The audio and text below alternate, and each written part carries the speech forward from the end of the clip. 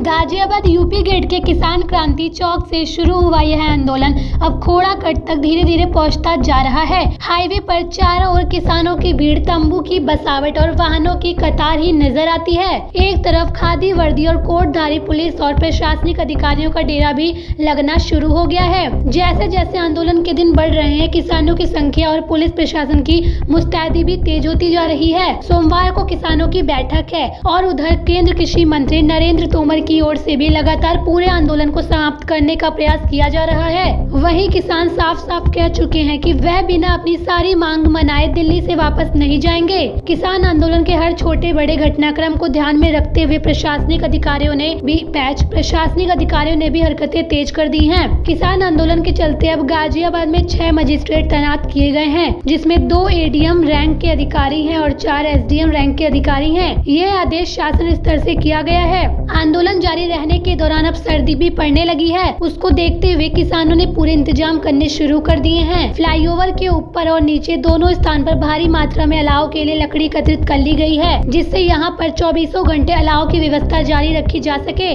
वहीं पंजाब और उत्तराखंड से आने वाले किसानों के लिए अलग अलग गुरुद्वार कमेटियों और सिख समुदाय के लोगों की ओर से भी यहाँ हर प्रकार की मदद पहुँचाई जा रही है। किसान आंदोलन के दौरान यूपी गेट पर बीते लगभग 30 दिनों से लगातार लंगर और अलग अलग किसानों के टेंटों के पास जलपान काउंटर चल रहे हैं, जिनमें कहीं पर चाय दी जाती है तो कहीं पर दाल चावल, कहीं कढ़ी चावल तो कहीं सब्जी और पराठे और कहीं रोटी। इन व्यवस्थाओं को दुरुस्त करने के लिए किसानों ने पर्याप्त मात्रा में राशन के साथ ही सब्जी का भंडारण भी कर लिया है। किसान आंदोलन जैसे जैसे आगे गति पकड़ रहा है, वैसे इन भंडारों में खाद्य पदार्थों की संख्या बढ़ती जा रही है। सब्जियों से लेकर आटे, दाल, चावल, चीनी, रिफाइंड पानी की बोतलें सब स्टोर की जानी शुरू हो गई हैं। यहाँ पर जारी लंगर में रोजाना आसपास के भी सैकड़ों लोगों के भोजन करने की जानकारी मिल रही है। वहीं बड़ी संख्या में तैनात फोर्स भी बीच बीच में यहाँ चल रहे लंगर और किसान काउंटरों का आनंद उठा रहे हैं। किसान आंदोलन में किसानों की बढ़ती भीड़ को देखते हुए पुलिस ने भी अपनी सभी तैयारियां शुरू कर दी हैं। गाजियाबाद पुलिस का दावा है कि आंदोलन के लिए मेरठ,